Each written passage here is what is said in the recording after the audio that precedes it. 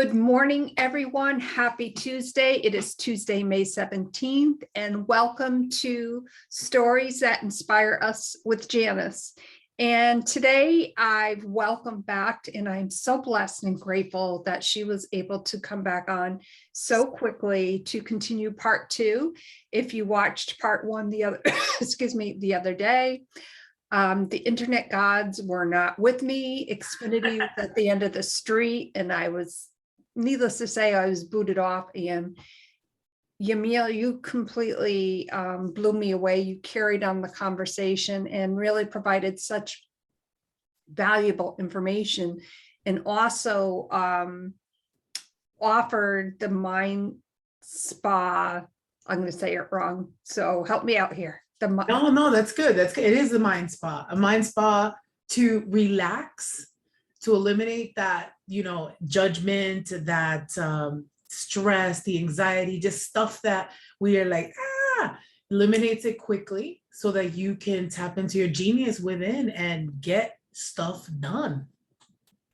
And I love how you said that, to get stuff done, because part of moving forward with our stories is getting stuff done. And kind of, when I call it muckety muck, when we're in that muckety muck situation where, okay, yeah, I know I need to do something. How do we go about doing that? So let's kind of start from there.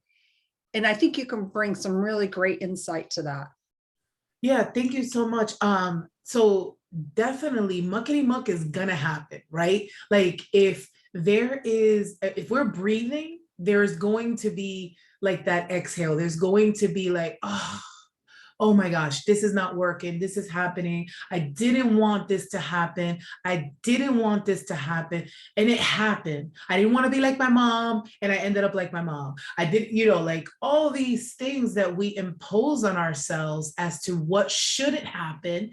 But in reality, the more that we stick in like what shouldn't happen, I'm so disappointed in myself, I'm such a loser, like all those things, all we're doing is just continuing to perpetuate those. If we could stop for a moment, take a deep breath in and relax, we can actually find every answer. I'm talking about even quantum physics, every answer within us, if we stop for one moment and take a deep breath. And when we're in the muckety muck, when we're in the stuff, trying to stop that, like it is literally like a Mack truck. Like if you want to say to your partner, your son, your employees, like stop, relax. You'll probably get slugged, right? Because like, stop it, I'm in it. So what I believe is that when you're in it, that's when you need to propel yourself in it, if that makes sense. Like the momentum has to keep going. We have to feel the feels, because we know this feels like crap. We know the feeling of anger or sadness, or like crap is happening all around us, doesn't feel good. But if we don't end on that, then we're going to, and we blank out. Like, have you ever had a phone call and you're arguing with someone and you pick up the phone call, hi, how you doing? Have you ever done that? Yes. We all do that. We are able to shift our state, it's called. We're able to do that automatically because of conditions. If the phone rings and I pick it up, a client, whatever it is, hey, how are you? How are you doing? Even though in our minds, I'm still fighting with my husband or my son or whatever is going on, that's still going on. So we finish here all nice and happy, and we haven't finished a segment of our life. And because we keep on shoving those emotions down, shoving them because we're doing other stuff, it actually is going to trickle out kind of like a poison into every part of our life. So the way through that is just finish it off. Don't answer the call. Like, even if it's a call, I know we were thinking like, but I needed that call. We don't want to get on that call for this moment because the energy is intense and we need to feel all this out. Allow the call to just leave a message, right? There is nothing on the outside of us that's going to have an impact on us responding or not. I know, Janice, tell me, because sometimes after meditation, because that's what I did today, was I did a deep meditation, and sometimes after meditation, I'm still in that state of like this conscious awareness. So tell me if that makes sense, because Yes, it does on so many different levels. And, for me, what I really caught on to what you were saying, and a lot of times when, when I was, when I've been a health coach, there's a lot of emotions, for instance, associated with food. And, people are going through a mucky muck time. And the important thing to realize is we need to feel what we're feeling in order to move forward. It's not a pleasant feeling. yeah. It really kind of sucks, but that really is the growth point. Like, that is the foundation. Okay, there's this thing that is not making me feel so good now. So what are some things that I can do to help alleviate that? Where it may be just, I call it, for me, I call it the timeout. I'm like, okay, time out, let me go out and, take a walk. It's beautiful out today, breathe in the air, feel the air, hear the birds chirping, see the development, of the Malillo family garden starting the process, like all those little things. Yes. For me, they ground you. And I think that's really important for people to know that, sometimes we maybe don't know what that specific thing is, but, you really brought out something that can be very relatable in different situations with a story that somebody is going through. Yeah, yeah. And you're absolutely right. Finding that thing that we can hang on to, be it meditation, be in a breath, be in going out to the Malillo, beautiful gardens, whatever it is that's going to be able to remind us like, wait, all is well, all is well. And okay, so now I could feel, so what was it that made me snap? What was it that made me, let me feel this for a moment, and being able to look at it like, oh, I don't like that. And to be able to know, like, I don't like not being prepared, or I don't like, being a single mom. I remember telling myself, I will never be a single mom. I won't be like my mom. I remember those thoughts saying, and I embedded it. I won't be a single mom. I won't allow my kids to be abused by a stepdad. And, all these stories that I would tell myself to allow it not to happen. But Janice, what ended up happening was the very thing I didn't want to happen. So when we are focused on what we don't want to happen, we're putting energy into it. But when we can focus on, well, what is it that I want? I want a healthy family. I want a loving family. I want a husband that loves me in the muck and in the beautifulness, right? I want children that, even though there's going to be tension because they're like kind of fighting like what I'm asking them to do, clean their room, but that they know I love them. I want all that. When we can focus on everything that we want, that energy expands. It's when we focus on, I don't want this and I don't want this, that expands. Because energy is never created or destroyed. All it does is it moves from one space to another. And so a mind spa allows you to feel the feels, relax even in those feels, tap into your own genius within, so that you're able to then, from that space, give energy to whatever it is you want.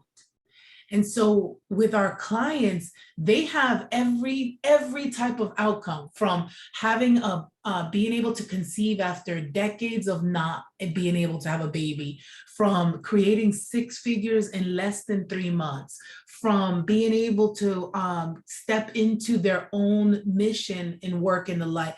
And whatever it is that's supposed to happen will arise from that genius once they like relax and reclaim who they are. So yeah, so Wow, that is pretty powerful, because I felt the relationship to this is my third podcast that I host. And I think if you look from it from maybe a business standpoint, like, well, you know, what the hell is she thinking? yeah. But for me, it was so much more than that, because Yes. everything that has happened the last 8 to 9 months with my son, it directed me in such a way where and let me tell you, I initially questioned why I was doing that, but it was very clear to me that it was that passionate. There was the fear associated with it. And I'm like, no, wait a minute. This is the perfect time for me to take my energy and show the universe in such a way to bring people into my lives to show their stories, to inspire other people, which creates that ripple effect. And I am so thankful for that. Now, you know, obviously it took me a while to get to that point, but I knew, as fearful or maybe as afraid as I was to start this podcast, I knew that I had to do it, because the energy that was surrounding me was directing me such a way. And I'm getting the chills thinking about that. So thank you for explaining that in such a way where our, you know, listeners and viewers can really resonate with that. You know, when somebody does go through an experience where it just disrupts their lives, and obviously you and I have been through some of those types of experience, and you really bring forth such an energy that is beyond positivity. Sometimes it's hard for me, like if somebody would say to me, how would you describe Yamile? I'd be like, not sure that I could give that the justification that it's so well deserved. You, like, as you said, you're a mom of 5, and I want to start by chatting about, if you don't mind, about your family, because I think that is so important. They are your foundation. They are your loves. They are your life. And I felt your passion when you were chatting about your son. So walk me through your family dynamics, if you don't mind. Absolutely. And, you know, Janice, I just want to tell you that the reason you feel like, well, how do I encase Yamile, right? If I'm going to explain to people, it's actually because that's who you are, Janice. Janice is this amazing embodiment of everything. Like, you have been filled up with so much joy and excitement of life because of your stories, because you want other women and other men to shine light on their own stories, on their own beings. So thank you so much for saying that, but it's only because you're the mirror image of me. Like, that whole brightness and energetic and love and everything you have inside is just radiating from me back to you. So I want to share that. And the reason why, Janice, is because for so long I was like looking in the mirror and I'm like, who the hell are you? What are you doing? What are you thinking? What are they thinking? You know? And then I realized, like, oh, wait a minute. It's not what they are thinking, good or bad. It's I need to embed and embody in me who I really am. And so that's where igniting relationships came from. Igniting relationships is igniting that relationship with yourself first, with source, whatever that looks like for you, and then with others. And in order to be able to answer that question about my family, is I first had to know, who the heck are you, Yamile? What is it that brought you here, and what is it that you are to declare to the world? So yeah, I have 5 kids, and my son, who just left, he was born May 27th. Happy Five, birthday. yes, 5:27. That was my first child, 5:27 at 6:27 in the morning. And I had him by myself. Actually, my sister was there. My sister was there helping me, bring him into the world. And he obviously was super special for me, right? Because I was a single mom then at the birthing table. And I realized that I was going to have a child from a Black father who later on, a few years later, passes away. And so he has had his own issues of identity, which is pretty poetic because he has issues of identity because I had issues of identity. And so igniting relationships is really this mission of allowing people to realize their own authentic, relentless, beautiful, unapologetic identity. And so Zion is his name. His name is Zion. And he too is a father. So he is going through a transition right now that, to be honest, I'm so happy that I'm on the journey with him right now. Like it's just literally been not even 3 weeks of this journey for him. So excited about what this chapter brings for him to see what is possible. And so that is my oldest. Then the next one is my stepdaughter, and my stepdaughter, beautiful. Her name is Gracie. And Gracie, like to me, is like, she was actually showing me the grace that life has to offer every single one of us. But I didn't realize that until really maybe the past 3 or 4 years. Like, wow. So she's actually an influencer. If you guys find her, Gracie McBride, gorgeous, beautiful soul. And then my daughter is Joy Lara, and she's amazing. She, to be honest with you, is like, she is like who I would have wanted to be at her age. You know, she was the one that got to see the transformation from who I was before, the one that was overworked, overwhelmed, a principal, over drinking, overcompensating, the one that was really fighting all the time. Like she saw that transition from that Yamile to the Yamile now. And so she's actually going to be our MC at the July 16th event, because she's able to tell people like where they came from, what type of fighting atmosphere, energy was then, and what it looks like now, and what is possible through some of the stuff that we do. So she is the manifesting queen at 18 years old, has a job with a lawyer. She too has her own business.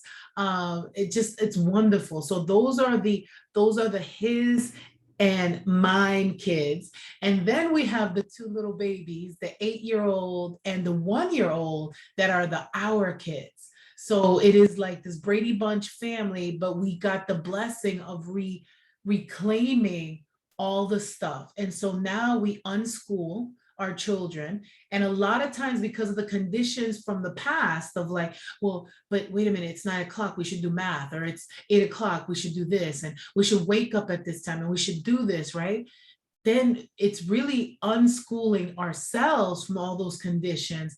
And the fact that our daughter is like blooming with reading, like she'll read to us and we're like, wait a minute, you weren't reading when you were in school.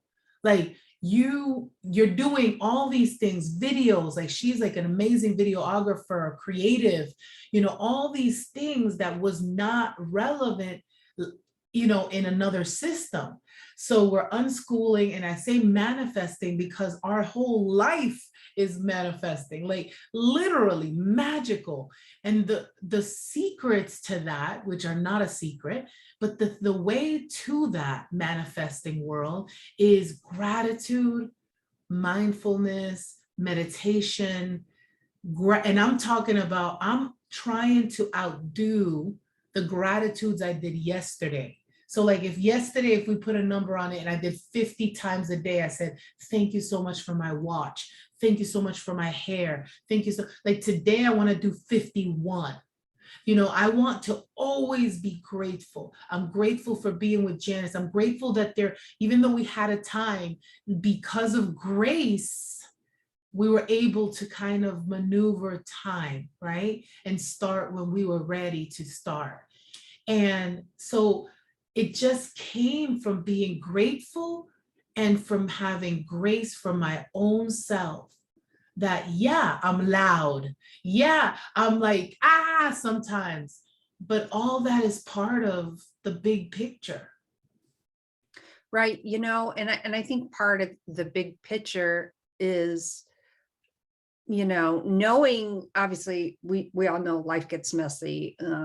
Things pop up that we don't expect, but things pop up in a way that we can be grateful for, that are such a blessing, that really redirect the trajectory of where we want to go. I found myself doing that with my business these last couple months, kind of redefining everything.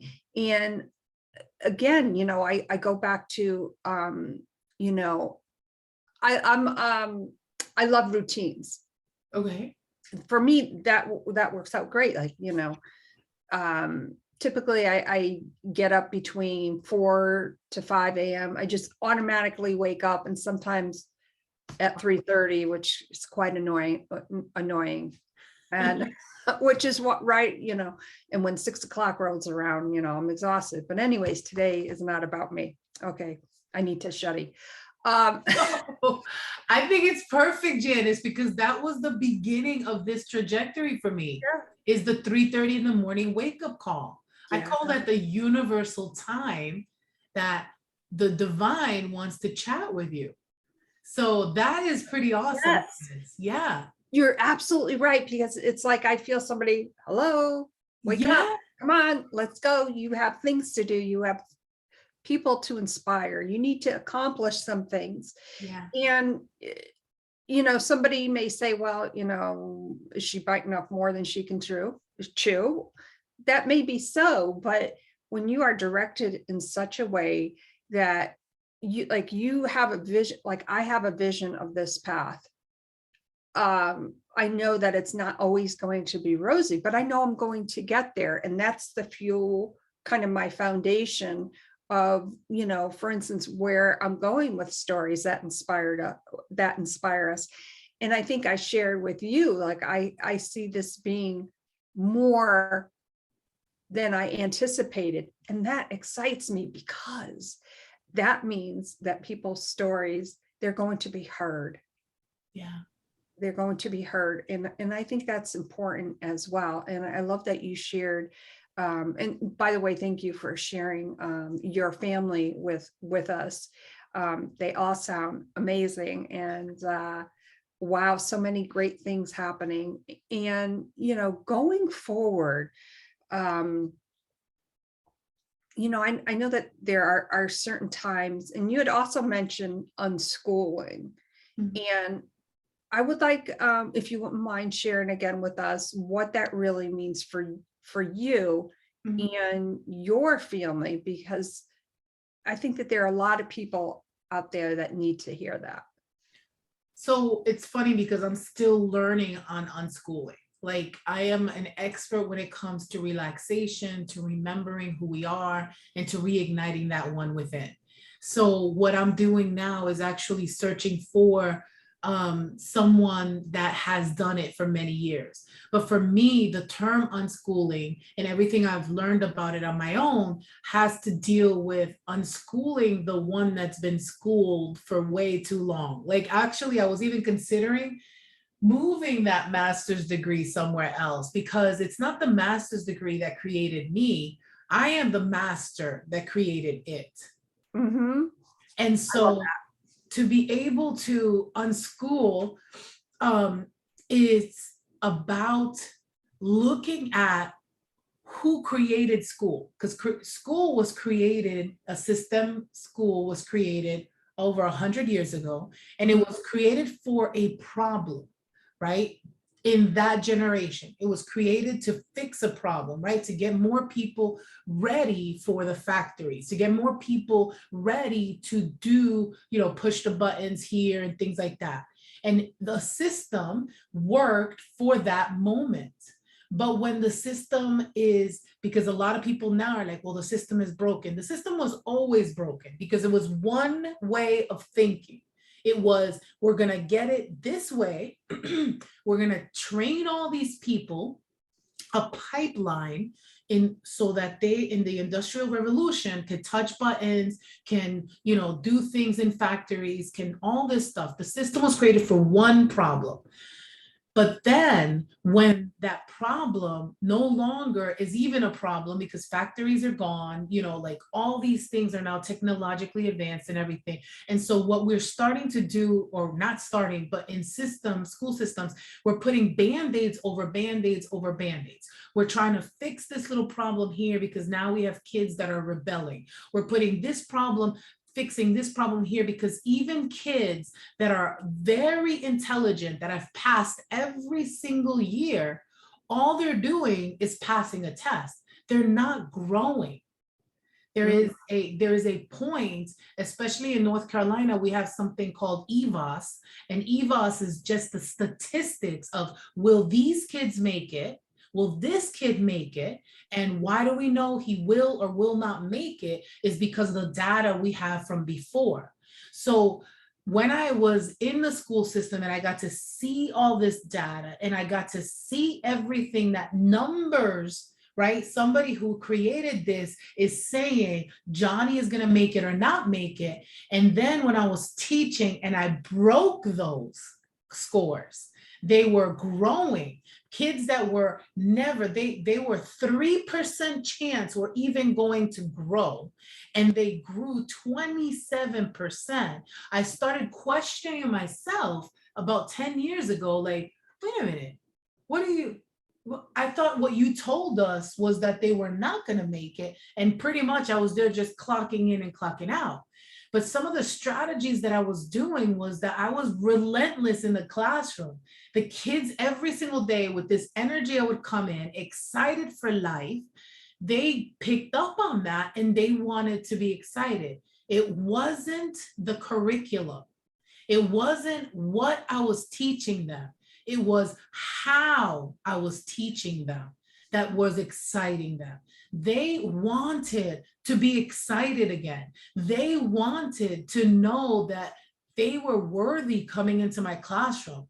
I had the worst kids, pretty much, I would say 90% of the time that I was teaching, and they would throw those kids into my classroom. And I'll never forget one story of this kid, and he broke every mold on the testing, what stats would tell him. And he came in, and I'm getting ready for my class, and I said, all right, guys, go ahead and start this little warm up. I was talking to some kids, and he's told me, he's like, F you.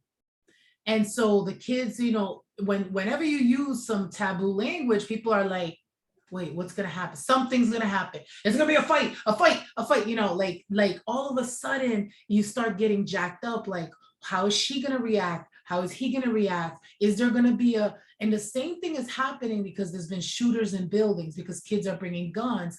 The same thing immediately, unconsciously comes up. Oh my God, somebody's gonna die. We're gonna die. As you know, all this stuff is coming from that unconscious ability. And so I say all that to say, they wanted to know that it was safe. And so I looked at him and I said, okay. And so I kept on, I finished telling the kids 30 seconds as to, okay, guys, go ahead and do this. So I go down and I crouch down next to him and I said, yo, do you have a pencil? He's like, no, F you. And I was like, oh man, here you go. And so I put a pencil and I looked at him and I was like, called his name. I'm like, you hungry? And he looked at me with those eyes like welling up. And I was able, because I had a mobile classroom, so I used to keep crackers and all this stuff in there. And I gave him some crackers and we kept on going. He was the one answering questions towards the end. Everybody knew that it was okay. When we can relax, when there is something like this heightened, we're able to create that space that we need. So everybody else's genius within can be on that space. And so a system like that is just literally a line, right? Like in a factory, to bring them out so that they could do what we want them to do, no longer work for our family. A lot of the work that I do is we travel. Like I get to travel, like we go to Denver on Thursday, you know, and I bring my kids with me. Like that is what I said I wanted. I want to bring my family to every job that I go to every training I go to, and we'll find a nanny, like whatever it is that we need so that we can create the life that we want. And as I bring my daughter in this unschooling world to Niagara Falls, to Denver, to South Carolina, to literally 2 hours away, because you can go 30 minutes away and find a plethora of history, find a plethora of total different culture in food and in people. So unschooling is saying, I'm done with the systems that have been created, and that could be anything, religious, whatever that is. And what would it look like if I had freedom to choose for myself and my child? So that's where unschooling has come from. Wow. Wow.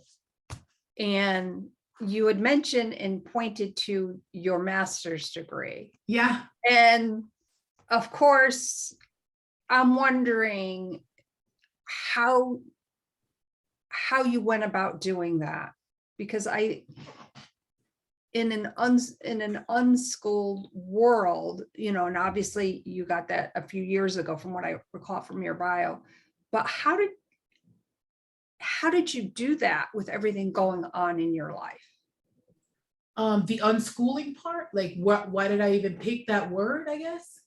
No, I guess I'm not asking the question properly, but your master's degree, when you decided to go for your master's, and obviously being a teacher, what made you, because I think it's really important for people to know, what catapulted you to say, this is something I really want to go for? Because my gosh, being a busy mom, you know, being a wife, and you get your master's degree, like how did you fit that in? How did you do it? Oh, wow. The how. So the dream then was to become a principal of a school. The dream was to keep going as a single mom, because I was a single mom before I got married to my husband now. And I was going to school full time. I was a teacher assistant. The dream was to run a school.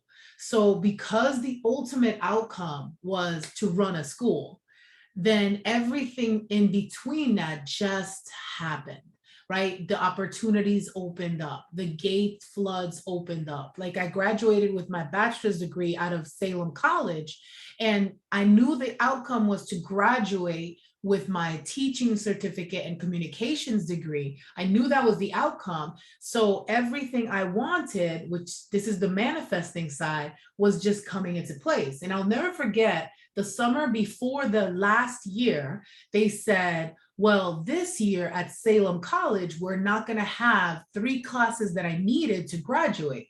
And as a single mom, I couldn't afford not necessarily money, but time to stay one more semester and not be able to be a teacher, to get a teacher's degree, so that I can make more money to be a, you know what I'm saying? It was like this propel, Right. like I needed this to be this. And I said, okay, well, can I take classes at another college? Because I will find those classes somewhere. Sure enough, that summer I took 3 classes, and I was able to graduate on time. Everything was there. So everything opens up for you if we know what the end result is. So my dream was being a principal. Is all this right here, like all this Crazyville? It is Crazyville. But you know what I've realized is that Crazyville is still the place that is enjoyable. It's still the place that I could say, man, thank you so much. Like my husband this past week, he kind of snapped, not at me, just he was angry about a situation. And I gave him space to be angry. I gave him space to be angry, and he quickly, in 30 seconds, 45 seconds, because of the work we do, he was able to relax. And after he relaxed, he found my daughter 7,000 tickets at this kind of fair game place. It was like a Chuck E. Cheese, if you guys have a Chuck E. Cheese up there, but it's like for adult version. Found her 7,000 tickets that were laying out. And she was able to choose gifts from the top shelf versus just down here. And so I say that because we need to feel our feels. And on the way in Crazyville, just feel it like, man, this feels like that's a lot. I need to relax or whatever's happening, but I know my end result. And so I got to do it online, which I always told myself, I don't learn online. I have a hard time learning online. And once I eliminated that BS, then I was able to finalize my degree online, and I did really well. So yeah, so that was the way. And obviously I picked up on the word BS because I think we do tell ourselves BS type of stories that, okay, this is going to be hard. I don't have enough time. Like I've said those many a times. Like if you had told me years ago when I first started, for instance, my wellness journey, you know, at one point, and as I'm looking at my kickboxing bag, that kickboxing bag is 272 pounds. It's a commercial grade bag. Oh my gosh. Okay. I weighed more than my kickboxing bag. No. Yeah. Wow. And for me, it was all those negative stories I was telling myself. And, you know, I lost 130, 140, whatever it was. Yeah. Not somewhat. And it's not about. That's awesome, girl. That's awesome, Janice. Damn. Okay. Thank you. It's not about, but the point I'm trying to make though, it's not about the weight that I lost. It's about the life that I gained. And for me, it was that moment when you had mentioned earlier about, you know, when you looked at yourself in the mirror. Well, I looked at myself in the mirror and I'm like, who the hell is that? Yeah.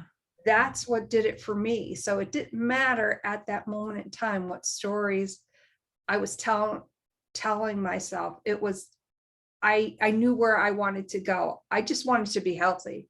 Yeah. And I went through that I love that terminology, Crazyville, because there's a lot of Crazyville out there, but some of it we make ourselves, some of it we don't. But oh my gosh, Jamil, and I hope I am pronouncing that correctly. I have a hard time sometimes pronouncing people's names, so if I chop that up, I am sorry. That's okay. Listen, the way you say it is the way it's gonna come out, and you're good, Janice. Jamile. Jamile. So we definitely have to have you on again. And again, I want to thank you for being my very first guest on Stories That Inspire Us, carrying on the conversation. And I feel so blessed to have met you, and that we're going to keep on continuing that conversation, even though it may be through Crazyville, because these are the stories that inspire us. And for anyone out there, before we close out real quick, how can people get a hold of you?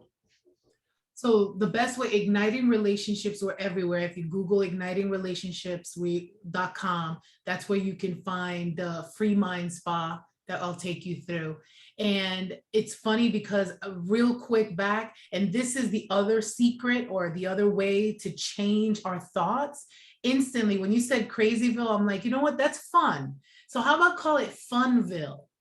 Funville. From here to where we want to be, it's going to be Funville, right? We go to a place and there's going to be dips and ups and downs, but Funville rather than crazy, because people have a bad connotation of crazy. So Funville, we're going to be going through Funville to get to the other side. So yeah, Igniting Relationships. I'm on all social platforms. I even have a podcast as well with little snippets of how do I get out of Funville? Oh my gosh, that is amazing. And I love that, Funville. On that note, again, I want to thank you so much for being here today and coming back for part 2 so that we could continue the conversation. Everyone, I want to thank you for being here as well, because your story matters. And if you're listening or viewing today's podcast, feel free to reach out to Yamile. And if you have a story to tell, reach out to me. I'd love to showcase your story. And on that note, stories that inspire us, inspire all to create that ripple effect. Thank you so much for being here today, and we'll see you again real soon.